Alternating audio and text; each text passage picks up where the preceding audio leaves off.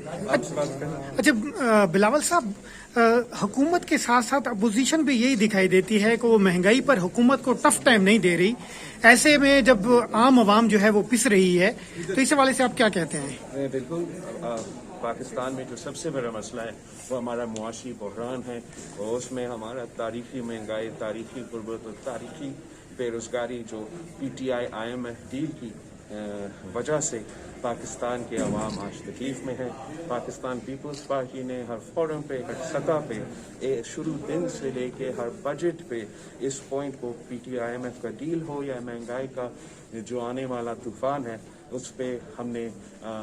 Issues को उठाया है। जहां मैं जलसा में जाता हूं इन्हीं बातों पे हम बात करते हैं। और आज जो यूनाइटेड अपोजिशन ने हुकूमत को नेशनल असेंबली में एक बार फिर वोटों से शिकस्त दिलवाई है, ये बहुत अच्छा एक इंडिकेटर है कि इंशाल्लाह ताला आगे हमारा अपोजिशन का हाउस में जो यूनिटी है उसकी नतीजा में हम हुकूमत को